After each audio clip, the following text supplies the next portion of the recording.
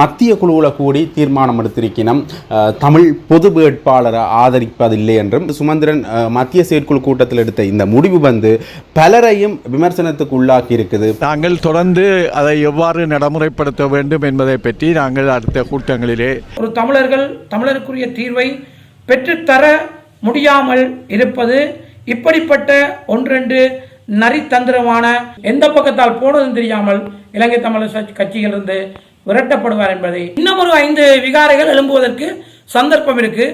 தனிச்சு ஏற்றுக்கொண்டாரா இல்ல மக்கள் மடியர்கள் நினைக்கிறார்களா? இவர்கள் நாங்கள் ஆதரிப்பதாக சொன்னால் நாங்கள் ஆதரிக்கிற வேட்பாளருக்கு கடைசி நேரத்தில் கூட அந்த அறிவிப்பு வந்தாலும் மக்கள் வாக்களிப்பார்கள் என்று சில தினங்களுக்கு முன்பு வரை கொக்கரித்துக் கொண்டிருந்த தமிழரசு கட்சியின் பேச்சாளர், எழுச்சி பெற்றுக் கொண்டிருக்கிற தமிழ் தேசிய பொது கட்டமைப்பின் வேட்பாளர் அரியநேத்திரன் அவர்களுடைய செல்வாக்கு அலையை தடுத்து நிறுத்த வேண்டும் அல்லது தனியே செய்ய வேண்டும். கிழக்கு மாகாண தமிழர்களின் நிலைமை எந்த அளவிற்கு கேள்விக்குறியாகும் என்பதை நான் சொல்லித்தான் கிழக்கு மாகாண மக்கள், தமிழ் மக்கள் புரிந்து கொள்ள வேண்டும் என்பதற்கில்லை.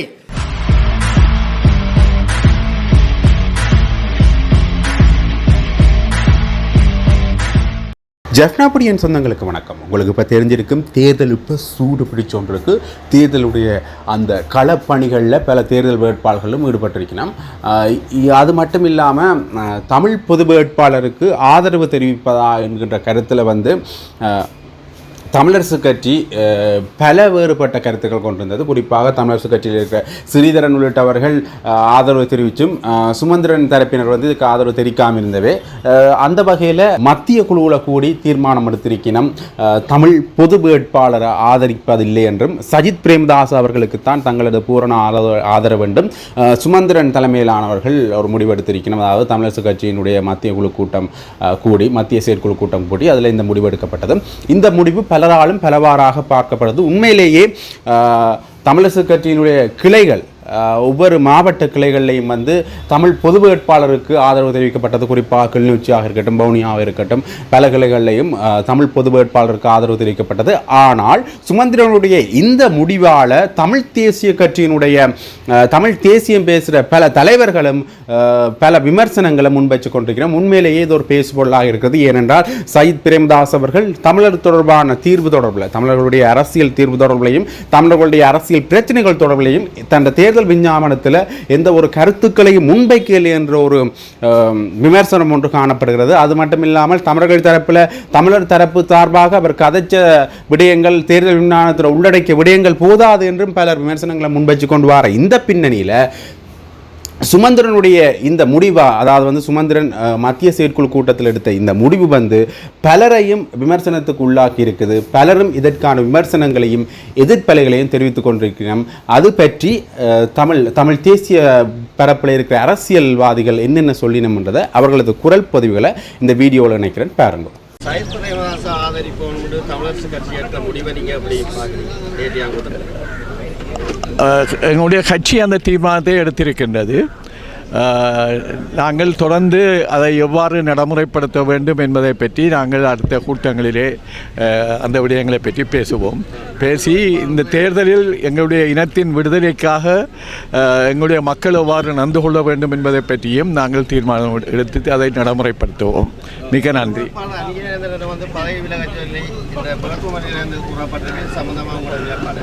விளங்க எழுத நாங்கள் அது எங்களுடைய, நான் இப்பொழுது உடல்நலக் குறைவாக இருக்கிறேன். நேற்றைய கூட்டத்தில் நான் பங்கு கொள்ள முடியாமல் போய்விட்டது. நாங்கள் இதை எவ்வாறு நடைமுறைப்படுத்த வேண்டும் பற்றி அடுத்த கூட்டத்திலே நாங்கள் இந்த வாரத்திலே அதிகமாக கூடி நாங்கள் நடைமுறைக்கான சாத்தியங்களை உருவாக்குவோம். நன்றி. கிளிநொச்சி முன்னாள் பிரதேச சபை உறுப்பினர் சண்முகராஜா ஜீவராஜா.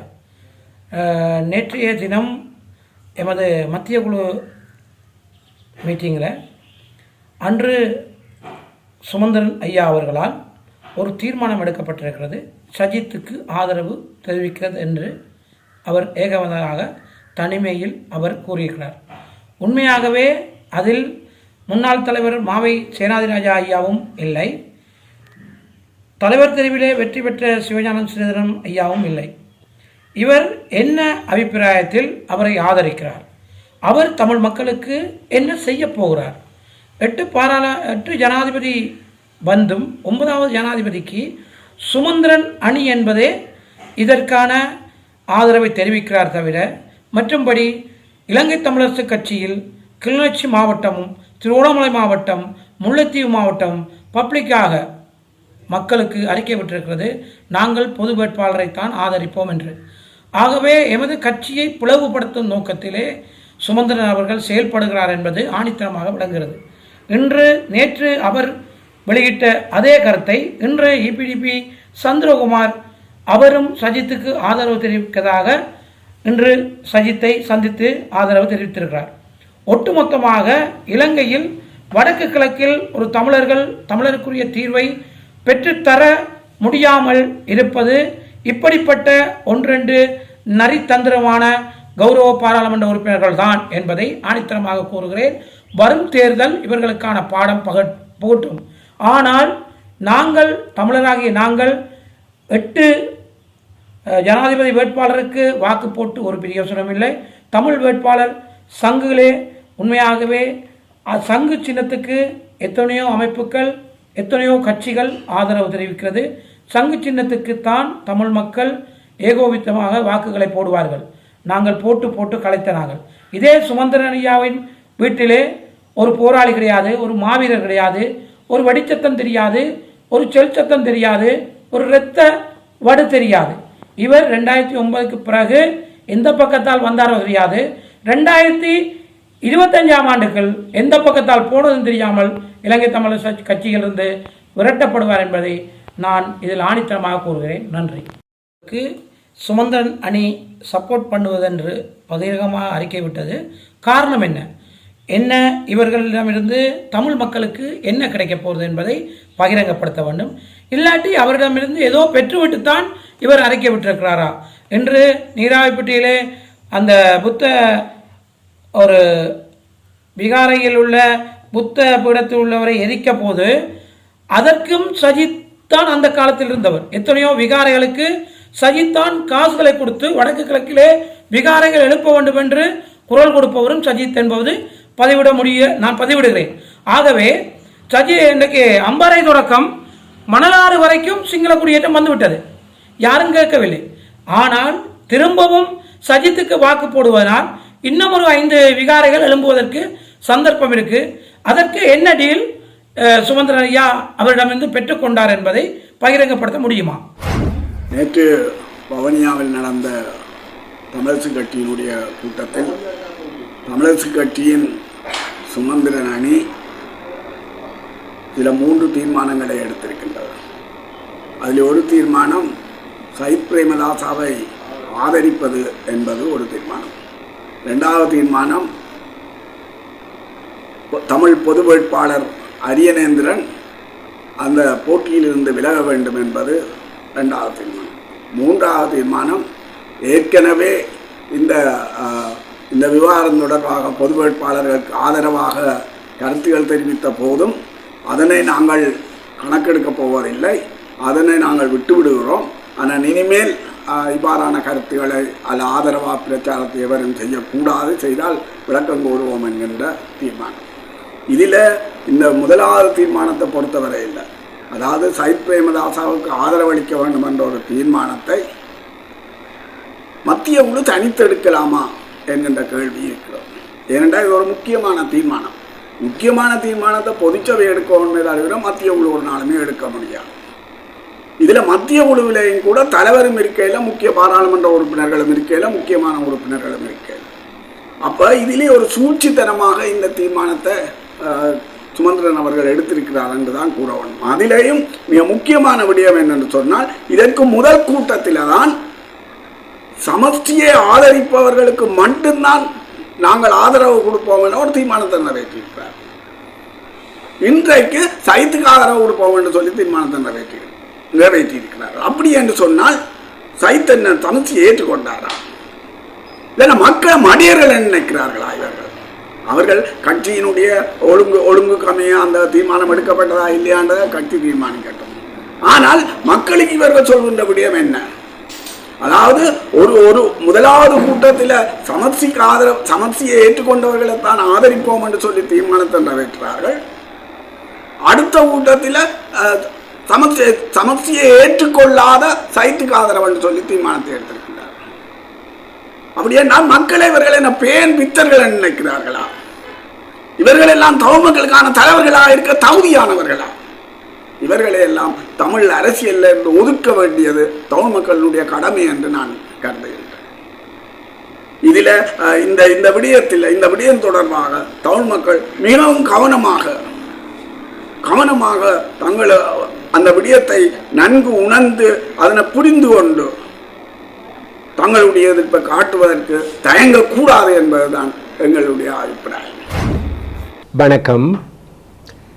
நேற்றைய தினம் வவுனியாவில் நடைபெற்ற தமிழரசு கட்சியின் மத்திய குழு கூட்டத்தில் எதிர்வரும் ஜனாதிபதி தேர்தலில் சஜித் பிரேமதாஸ் அவர்களை ஆதரிப்பது என்கிற முடிவு மேற்கொள்ளப்பட்டிருப்பதாக அந்த கட்சியின் பேச்சாளர் பாராளுமன்ற உறுப்பினர் சுமந்திரன் அறிவித்திருக்கின்றார்.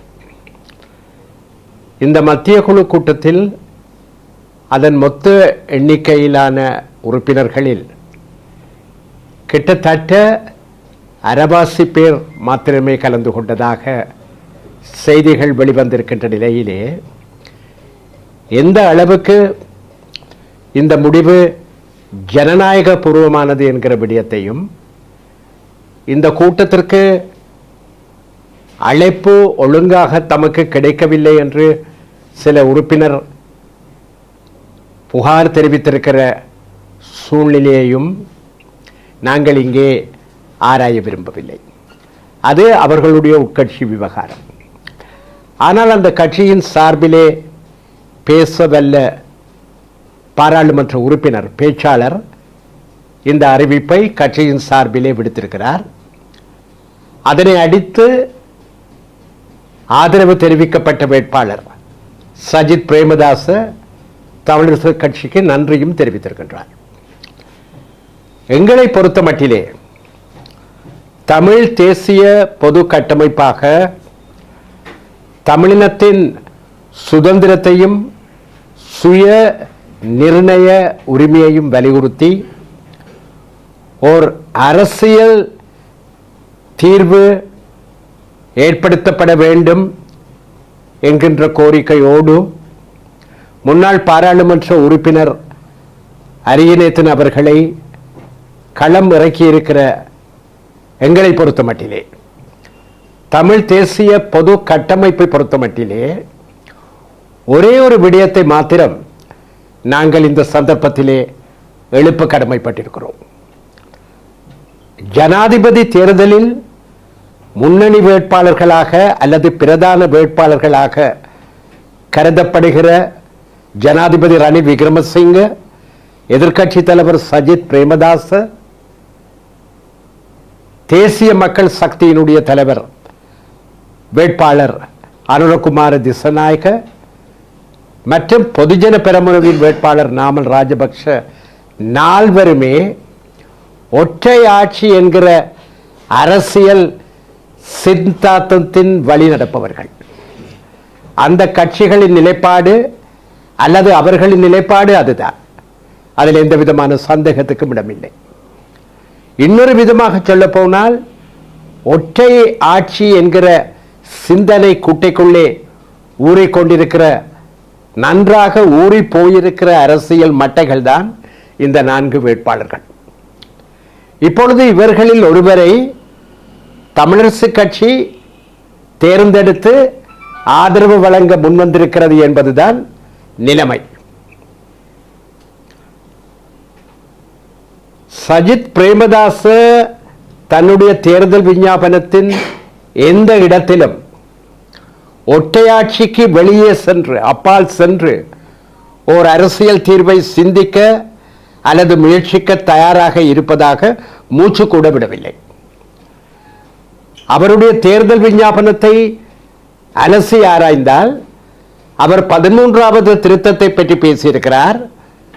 அதை முழுமையாக நடைமுறைப்படுத்துவேன் என்று கூறியிருக்கிறார். அதைவிட முக்கியமான விடயம், ஒரு புதிய அரசியல் யாப்பு அல்லது அரசியல் சாசனம் ஏற்படுத்தப்படுகிற வரையிலே 13வது திருத்தம் முழுமையாக நடைமுறைப்படுத்தப்படும் என்றும் அவர் கூறியிருக்கிறார். அவர் மிக தெளிவாக இருக்கிறார். அவர் நடந்து வந்த பாதை மிக தெளிவானது. ஒரு புதிய அரசியல் சாசனத்தை பற்றி பேசுகிற பொழுது சஜித் பிரேமதாச ஒற்றையாட்சிக்கு வெளியில் செல்ல தயாராக இருப்பதாக அல்லது இணைப்பாட்சி பற்றி சிந்திக்க தயாராக இருப்பதாக எதையுமே கூறியிருக்கவில்லை. இந்த நிலையில்தான் தமிழரசு கட்சியின் இந்த மத்திய குழு கூட்டத்திலே அவசரமாக இந்த முடிவு எட்டப்பட்டிருக்கிறது. இந்த கூட்டத்திற்கு முன்னர் தமிழரசு கட்சியின் சார்பிலே பேசிய அதே சுமந்திரன் சொன்னதெல்லாம் 4 வேட்பாளர்கள், அதாவது பிரதான வேட்பாளர்களின் தேர்தல் விஞ்ஞாபனங்கள் வெளிவந்த பின்னர் அவற்றை பரிசீலித்து அதில் சமஷ்டி எனப்படுகிற இணைப்பாட்சி அடிப்படையிலான தீர்வினை ஏற்படுத்துவது பற்றி பரிசீலிக்க தயாராக இருக்கிற ஒரு வேட்பாளருக்கு நாங்கள் வாக்களிப்போம் என்பதுதான். இங்கே இப்பொழுது 4 பேருடைய தேர்தல் விஞ்ஞாபனங்களும் வெளிவந்திருக்கிற நிலைமையிலே இவர்களில் எவரும் ஒற்றையாட்சிக்கு அப்பால் செல்ல தயாராக இல்லை என்பது திட்ட தெளிவானது. அப்படியானால் தமிழரசு கட்சி தமிழ் மக்களுக்கு எதை சொல்ல விரும்புகிறது? தமிழரசு கட்சியின் சார்பிலே முடிவெடுத்த அந்த குழு, சுமந்திரன் தலைமையிலான தமிழரசு கட்சியின் அந்த பிரிவு தமிழரசு கட்சியின் சார்பிலே எதை சொல்ல முயற்சிக்கிறது என்ற கேள்வியை தான் நாங்கள் எழுப்ப கடமைப்பட்டிருக்கிறோம். தாங்கள் ஆதரிப்பதாக சொன்னால் நாங்கள் ஆதரிக்கிற வேட்பாளருக்கு கடைசி நேரத்தில் கூட அந்த அறிவிப்பு வந்தாலும் மக்கள் வாக்களிப்பார்கள் என்று சில தினங்களுக்கு முன்பு வரை கொக்கரித்துக் கொண்டிருந்த தமிழரசு கட்சியின் பேச்சாளர் விடுத்திருக்கிற இந்த அறிவிப்பின் பிரகாரம் ஒரு விடயம் தெளிவானது. ஒற்றை ஆட்சி என்கிற அந்த நிலைப்பாட்டை கொண்டிருக்கிற வெற்றி வாய்ப்புள்ள வேட்பாளர்களில் ஒருவரான சஜித் பிரேமதாசவை ஆதரிக்குமாறு எந்தவித தயக்கமும் இன்றி தமிழரசு கட்சியின் சார்பிலே அழைப்பு விடுக்கப்பட்டிருக்கிறது. அதாவது இதுவரை காலமும் எந்த ஒற்றையாட்சியினுடைய இரும்பு பிடிக்குள் இருந்து எமது இனம் விடுபட வேண்டும் என்கிற அரசியல் நிலைப்பாடு தமிழ் மக்களின் சார்பிலே தொடர்ந்து முன்வைக்கப்பட்டு வந்திருக்கிறதோ அந்த நிலைப்பாட்டுக்கு முற்று முழுதாக எந்தவித வெட்கவுமின்றி எந்தவித தயக்கவுமின்றி மனச்சாட்சிகள் உறுத்தல் எதுவுமின்றி இந்த முடிவு மேற்கொள்ளப்பட்டிருக்கிறது, அறிவிப்பு வெளியிடப்பட்டிருக்கிறது. தமிழ் மக்கள் இந்த இடத்திலே ஒன்றை சிந்திக்க வேண்டும். தமிழரசு கட்சி எங்கே போய்கொண்டிருக்கிறது? தமிழரசு கட்சி தடம் புரண்டு கொண்டிருக்கிறது என்பது திட்ட தெளிவானது. தனக்கு மூக்கு போனாலும் பரவாயில்லை, எதிரிக்கு சகுன பிழையாக வேண்டும் என்கிற அந்த பழைய மொழியின் அடிப்படையிலே எழுச்சி பெற்றுக் கொண்டிருக்கிற தமிழ் தேசிய பொது கட்டமைப்பின் வேட்பாளர் அரியநேத்திரன் அவர்களுடைய செல்வாக்கு அலையை தடுத்து நிறுத்த வேண்டும் அல்லது தனியே செய்ய வேண்டும், அவருக்கு கிடைக்கக்கூடிய வாக்குகளை திசை திருப்பி சஜித் பிரேமதாசாவுக்கு வழங்கி வைக்க வேண்டும் என்கிற அந்த நோக்கத்தை தவிர இதில் வேறு எதையும் எங்களாலே காண முடியவில்லை. அதனால் தான் நாங்கள் தமிழ் மக்களுக்கு திட்ட தெளிவாக சொல்ல விரும்புகிறோம். மலையக தமிழ் மக்களை பொறுத்த மட்டிலே பிரச்சனைகள் வேறு, எமது முஸ்லிம் சகோதரர்களை பொறுத்த மட்டிலே பிரச்சனைகள் வேறு. அவர்கள் எந்த நிலைப்பாட்டையும் எடுப்பதற்கு உரிமை கொண்டவர்கள். ஆனால் தமிழ் மக்களின் தாயகம் என்று நாங்கள் அனைவரும் நீங்கள் அனைவரும் உரிமை கோருகிற எங்கள் தமிழ் தேசத்திலே எமக்கென ஒரு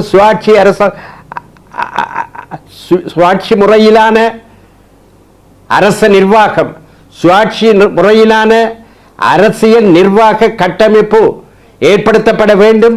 அதுவே தமிழினத்தின் தேசிய பிரச்சனைக்கு தீர்வாக அமைய முடியும். எங்கள் அபிலாஷைகளுக்கு அதுதான் திருப்திகரமான ஒன்றாக இருக்க முடியும் என்று சொல்லி வந்திருக்கிற தமிழ் மக்களை பொறுத்த மட்டிலே நிலைமை வேறு. நாங்கள் ஒரு பொழுதும் ஒற்றையாட்சிக்கு ஆதரவாக எந்த விதத்திலும் எந்தவித சமிகையையும் வெளிப்படுத்த முடியாது. ஆனால் இங்கே தமிழ் மக்களின் பிரதான கட்சி என்று மாறுதட்டுகிற தமிழரசு கட்சியினுடைய அறிவிப்பு தமிழ் மக்களுக்கு என்ன சொல்கிறது? ஒற்றையாட்சியை முன்வைத்திருக்கிற ஒரு பிரதான வேட்பாளருக்கு சஜித் பிரேமதாசவுக்கு ஆதரவு வழங்குங்கள் என்று சொல்கிற பொழுது தமிழரசு கட்சியினுடைய அடி அத்திவாரத்திற்கே இந்த அறிவிப்பு வேட்டி வைப்பதாக அமைந்திருக்கிறது என்பதை நாங்கள் சொல்லிக்கொள்ள கடமைப்பட்டிருக்கிறோம். தந்தை செல்வநாயகம் அவர்கள் 1949 ஆண்டிலே எந்த இணைப்பாட்சியை தமிழினத்தின் பிரச்சனைக்குரிய தீர்வாக முன்வைத்து தமிழரசு கட்சியை தோற்றுவித்தாரோ அந்த அடிப்படை இலட்சியத்திற்கு முற்று முழுதாக ஒற்றையாட்சியின் பாதையிலே தமிழ் மக்களை திருப்புகிற விதத்திலே இந்த அறிவிப்பு வெளிவந்திருக்கிறது என்பதை சிந்திக்க தெரிந்த தமிழ் மக்கள் தயவு செய்து ஆராய்ந்து பார்க்க வேண்டும். அதை ஒட்டி அந்த அடிப்படையிலே சரியான முடிவினை எமது மக்கள் எடுக்க வேண்டும். இங்கே சிந்திப்பதற்கு எதுவும் இல்லை, அனைத்துமே தெளிவாக இருக்கிறது.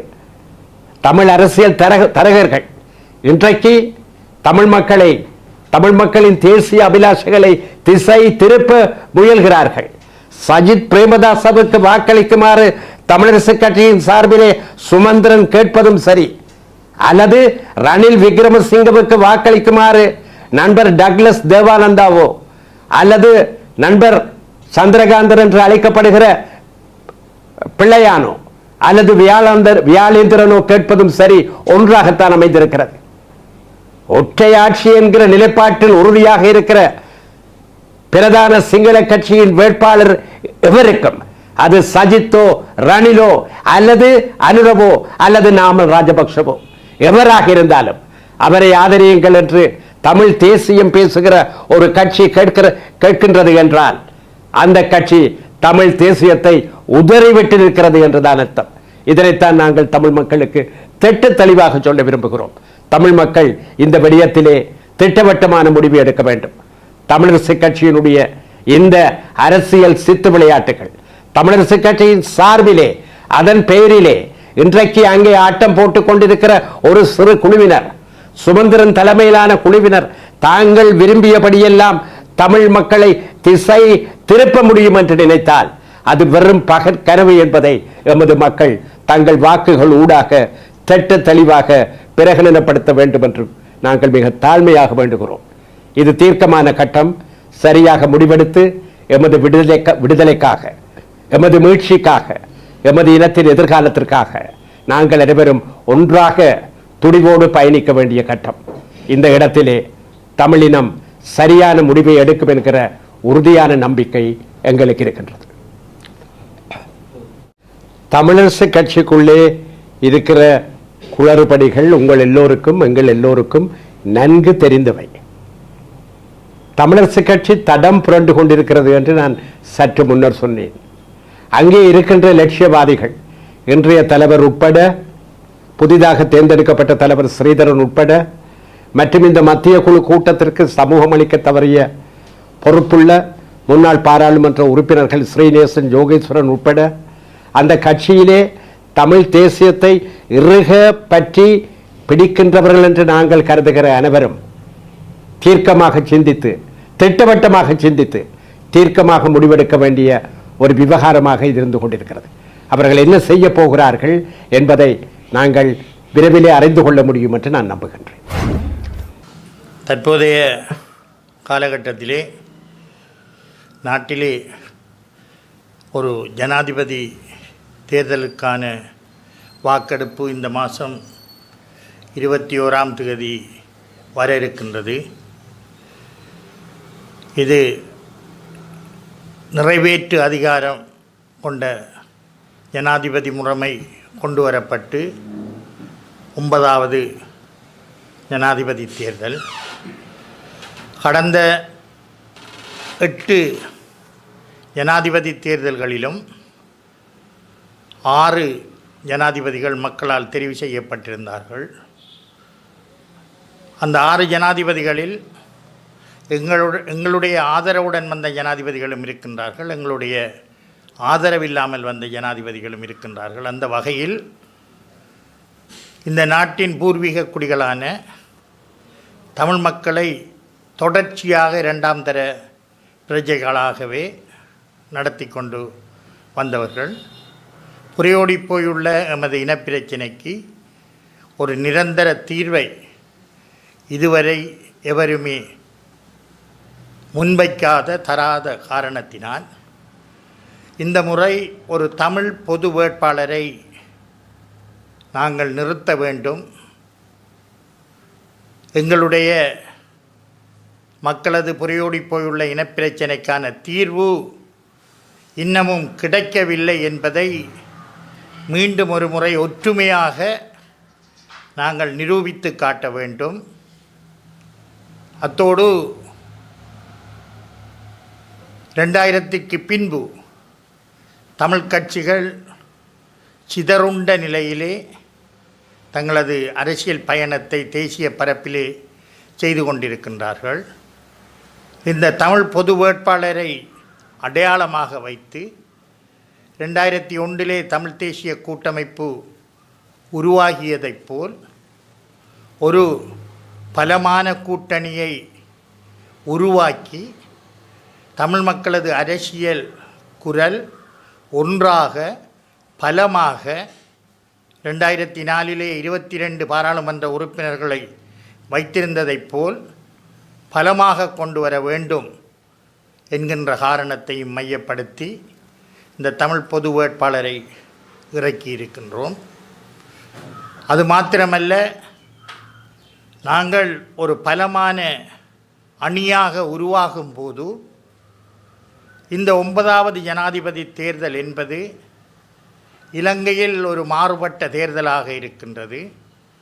கடந்த 8 தேர்தல்களிலுமே அது ஜேஆர் ஜெயவர்த்தன கொப்பை கடுவ ஆகிய 2 இருமுனை போட்டிகளில் 82ஆம் ஆண்டு தேர்தலை சந்தித்ததிலிருந்து 2019 இறுதி ஜனாதிபதி தேர்தல் வரைக்கும் கோட்டபாய சஜித் இருமுனை போட்டியாக இருந்தது. அதேபோன்று அனைத்து தேர்தல்களும் இருமுனை போட்டியாக இருந்தது. தற்போது 39 வேட்பாளர்கள் இந்த ஜனாதிபதி தேர்தலிலே இருந்தாலும் பிரதானமாக வெல்லக்கூடிய வேட்பாளர்களாக 3 பேர் இந்த தேர்தலை சந்தித்து கொண்டிருக்கும் போது நாங்கள் ஒரு பலமான அணியாக உருவாகினால் எங்களது வாக்குகள் அவர்களுக்கு நிச்சயமாக 50% தாண்டுவதற்கு தேவைப்படும். எங்களது வாக்குகள் இல்லாமல் எவருமே இந்த தேர்தலில் 50% தாண்டக்கூடிய சூழ்நிலை இருக்காது.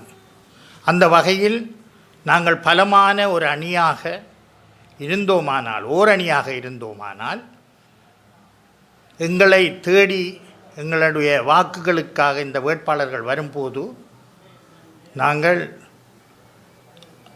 எங்களுடைய ஆகக்கூடிய கோரிக்கையை நாங்கள் வைத்து அதை நிவர்த்தி செய்யலாம் என்கின்ற ஒரு நம்பிக்கையும் எங்கள் மேல் இருந்தது.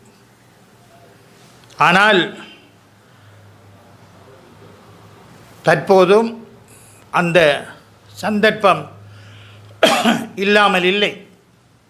இருந்தும் இந்த வாரம் இந்த ஜனாதிபதி தேர்தலுக்குரிய ஒரு தபால் மூல வாக்களிப்பு வாரமாக இருக்கின்றது.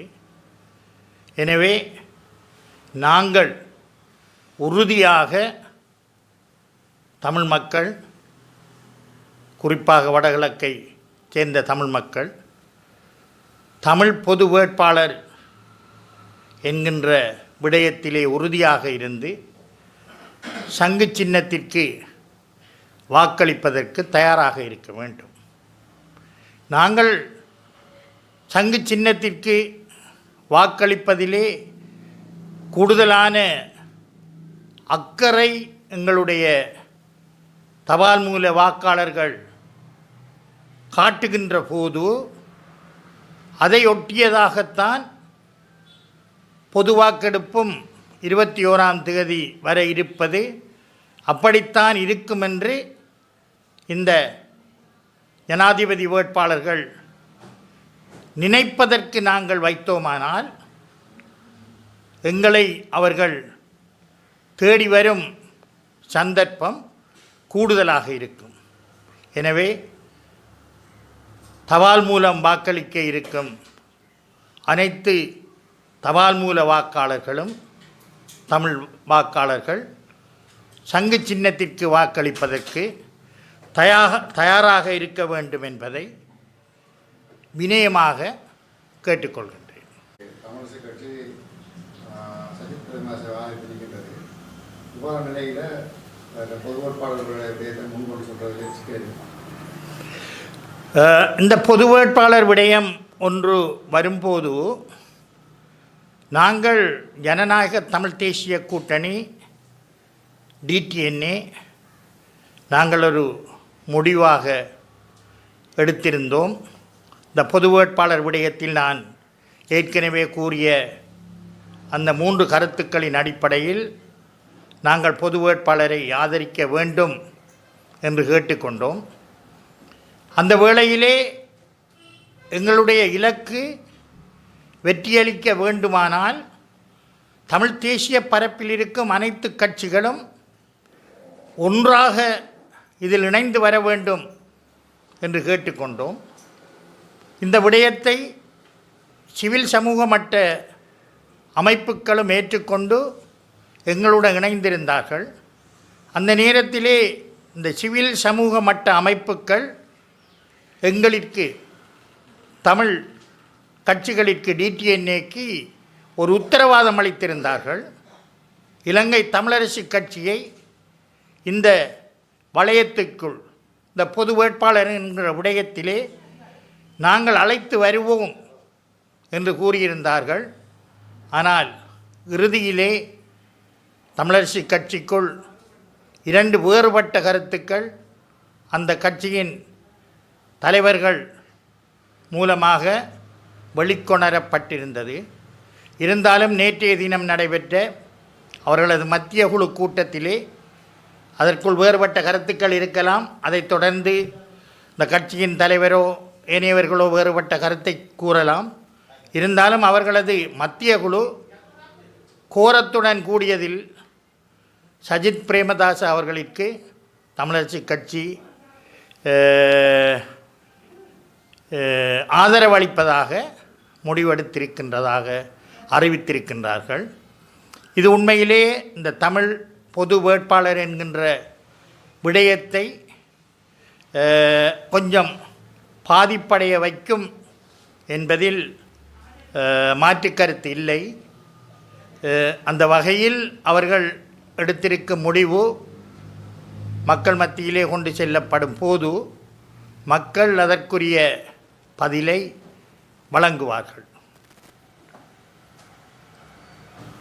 ஆதரிப்பதற்கான பேச்சுவார்த்தைகளில் ஈடுபட்டுள்ளதாக சில சமூக வலைதளங்களில் காணக்கூடியதாக இருக்கிறது. இது உண்மைத்தன்மை. தமிழீழ விடுதலை இயக்கம் எப்போதுமே தனிப்பட்ட ரீதியிலே ஒரு முடிவு எடுத்த வரலாறு கிடையாது. அந்த வகையில் எங்களுக்குள் தமிழ் கட்சிகளுக்குள் அல்லது சிவில் சமூகத்தினரிடையே கூட ஏதாவது கருத்து முரண்பாடுகள் வந்தாலும் நாங்கள் பேசி தீர்த்து கொள்வோம். ரணில் விக்ரமசிங்கே அவர்களுடனோ அல்லது ஏனையவர்களுடனோ தமிழீழ விடுதலை இயக்கம் எந்த விதமான தனிப்பட்ட கட்சி ரீதியான தொடர்புகளையும் இதுவரை மேற்கொள்ளவில்லை.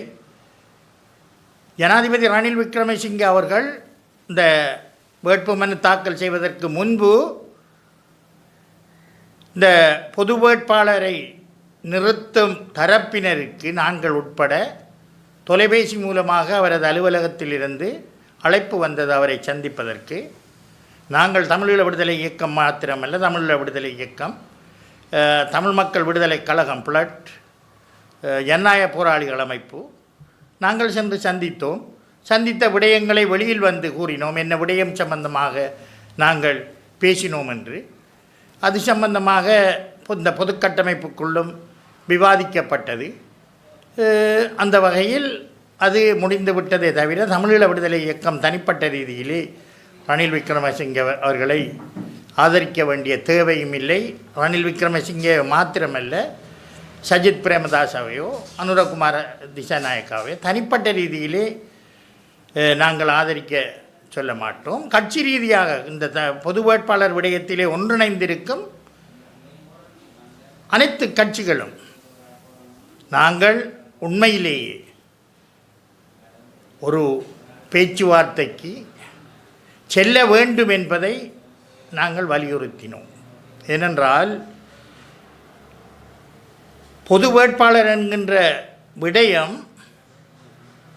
இறுதி இலக்காக ஆகக்கூடிய பலன்களை நாங்கள் பெற வேண்டும். ஆனால் ஒற்றுமையாக நாங்கள் பேச வேண்டும் என்பதிலே உறுதியாக இருக்கின்றோம். நிச்சயமாக நாங்கள் பேச மாட்டோம், யாருடனும் பேச மாட்டோம் என்று அடம் பிடிப்பது என்னை பொறுத்தளவிலே அது ஒரு பிழையான ஒரு நடைமுறையாக வழிமுறையாக இருக்கின்றது. ஏனென்றால் எங்களுடைய மக்களது பிரச்சனைகளை நாங்கள் இந்த நாட்டிற்குள் தான் சில வேளைகளிலே சர்வதேசம் எங்களுக்கு உதவி ஒத்தாசைகள் செய்தாலும் இந்த நாட்டிற்குள் இந்த நாட்டில் தெரிவு செய்யப்படும் ஜனாதிபதி அரசாங்கங்களுடன் தான் பேசி தீர்க்க வேண்டும். எங்களுக்கு பல சங்கடங்கள் ஏற்படலாம் எதிர்காலத்திலே. இன்று ரணில் விக்ரமசிங்கே அவர்கள் வென்றாராக இருந்தால் அவருடன் வடகிழக்கைச் சேர்ந்த 5 பாராளுமன்ற உறுப்பினர்கள் அமைச்சர்கள் உட்பட இருக்கின்றார்கள். நாங்கள் பேச்சுவார்த்தைக்கு செல்லாவிட்டால் அவர்களுடன் தான் தமிழ் மக்களது பிரச்சனைகளை அவர் பேசிக்கொள்வார். சஜித் பிரேமதாஸ் அவர்கள் வென்றாராக இருந்தால் கிழக்கு மாகாண தமிழர்களின் நிலைமை எந்த அளவிற்கு கேள்விக்குறியாகும் என்பதை நான் சொல்லித்தான் கிழக்கு மாகாண மக்கள் தமிழ் மக்கள் புரிந்து கொள்ள வேண்டும் என்பதற்கு இல்லை. அதற்கு பல உதாரணங்கள் காரணங்கள் எல்லாம் இருக்கின்றது. அனுரகுமார திசாநாயக்க வென்றாராக இருந்தால் அவர் முற்றுமுழுதாக இந்த 13வது திருத்தச் சட்டம் மாகாண சபை முறைமைக்கு எதிரானவர். அந்த வகையில் அவர் எதிர்வரும் அரசாங்கத்தை பலமான ஒரு அரசாங்கமாக அமைத்தால் அல்லது இனவாதிகளுடன் கூட்டிச் சேர்ந்து 3/2 பெரும்பான்மையுடன் பாராளுமன்றத்தை அமைத்தாராக இருந்தால் இந்த 13வது திருத்தச் சட்டம் நீக்கப்பட்டு மாகாண சபை முறைமை ஒழிக்கப்பட்டால் 82 இருந்த மாவட்ட சபைகள் இல்லாமல் போனது போல் இந்த மாகாண சபைகள் இல்லாமல் சென்றால் கடந்த காலங்களிலே நாங்கள் போராடி பெற்ற ஒரு சிறிய விடயம் கூட எங்களிடமிருந்து விலகி போகக்கூடிய ஆபத்து இருக்கின்றது. இப்படியான காலகட்டங்களில் நாங்கள் நிதானமாக சிந்தித்து எங்களுடைய வாக்குகளை பயன்படுத்த வேண்டும். உங்களுடைய கேள்வி பொது வேட்பாளரை ஆதரிக்காத தமிழர்கள் யாரை ஆதரிக்க வேண்டும் என்ற கேள்விக்கு பதில் சொல்வதென்றால் மிகவும் கடினமானதாகத்தான் இருக்கும். என்னை பொறுத்த மட்டிலே தமிழ் தேசிய பரப்பில் இருக்கும் நாங்கள் தமிழரசு கட்சியை தவிர ஏனையவர்கள் பொது வேட்பாளர் என்கின்ற விடயத்திலே உறுதியாக இருக்கின்றோம். ஆதரிக்காதவர்கள் என்கின்ற கருத்துக்கு மேலாக அனைவரும் தமிழர்கள் பொது வேட்பாளரை ஆதரிக்க வேண்டும் என்பதில் நாங்கள் உறுதியாக இருக்கின்றோம். இருந்தாலும் உங்களது கேள்வி நான் ஏற்கனவே கூறியதைப் போன்று ரணில் விக்ரமசிங்கே, சஜித் பிரேமதாச, அனுரகுமார திசாநாயக்க இந்த 3 பேரையும் அரசியல் ரீதியாகவோ அல்லது நாட்டின் பொருளாதார ரீதியாகவோ ஒப்புக்கொண்டோமாக இருந்தால் அரசியல் ரீதியாக நான் ஏற்கனவே கூறியதைப் போன்று நீண்ட காலம் தமிழ் மக்களது பிரச்சனைகளுடன் சம்பந்தப்பட்ட ஒரு ஜனாதிபதி, நீண்டகால அரசியல் அனுபவம் கொண்டவர், 6 தடவைகள் பிரதமராக இருந்திருக்கின்றார். தமிழ் மக்களது பிரச்சனைகளை அவர் தீர்த்தாரோ தீர்க்கவில்லையோ அத்துப்படியாக அறிந்திருந்தவர். தமிழீழ விடுதலை புலிகளுடன் கூட ஒரு ஒப்பந்தத்தை செய்து ஒஸ்லோவிலே பேச்சுவார்த்தை நடத்தியவர். இந்த பொருளாதார நெருக்கடி வந்தபோது இந்த மக்கள் பாதைகளிலே தங்களுக்குரிய அத்தியாவசிய தேவைகளுக்காக அலைந்தபோது இந்த நாட்டை மீட்டெடுத்தவர் என்கின்ற வகையிலே ரணில் விக்ரமசிங்க. சஜித் பிரேமதாச வுக்கும் ஒரு நீண்டகால அரசியல் அனுபவம் இல்லாவிட்டாலும் அவர் ஒரு ஜனாதிபதியின் மகனாக இருந்தவர். ஆனால் பலரும் கூறுவதைப் போன்று இந்த அரசியல் குழப்பம் வரும்போது அவரை இந்த ஆட்சி பொறுப்பை ஏற்பதற்கு அழைத்தபோது அவர் அந்த சூழ்நிலையில் அதை மறுத்திருந்தவர். அனுரகுமார திசாநாயக் அவர்களுடைய நிலப்பாடு நமக்கு தெரியும்.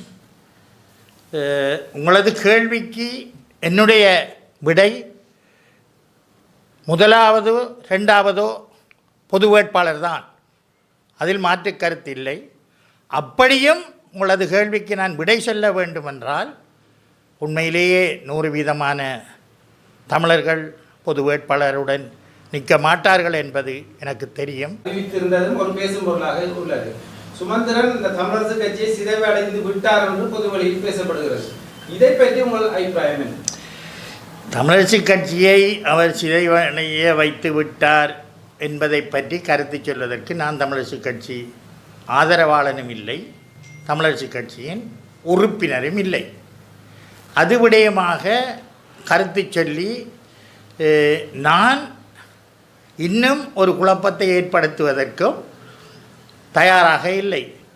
ஆனால் தமிழ் தேசிய கூட்டமைப்பு சிதைவடைந்ததற்கு அவர்கள் காரணமாக இருக்கலாம் என்பது இப்போது புரிகிறது. கொள்ள முடிய முறைக்கு மாறானது. நாங்களும் எங்களுடைய கட்சியும் கிட்டத்தட்ட 37 வருடங்களாக அரசியல் கட்சியாக பதிவு செய்து அரசியல் கட்சியாக நாங்கள் இயங்கிக் கொண்டு வருகின்றோம். ஒரு மத்திய குழு கூட்டம் எங்களுடைய தலைவரோ அல்லது எங்களுடைய கட்சியின் பாராளுமன்ற உறுப்பினர்களோ அல்லது ஒரு முக்கிய பொறுப்பில் இருப்பவர்களோ இல்லாமல் ஒரு சிலரினால் அந்த எங்களுடைய கட்சியின் கூட்டத்தை கூட்டி ஒரு முடிவு நாங்கள் எக்காரணம் கொண்டும் எடுக்க மாட்டோம். அப்படி எடுப்பது அது ஜனநாயக வழிமுறைக்கு நல்லம் என்று நான் கூற மாட்டேன்.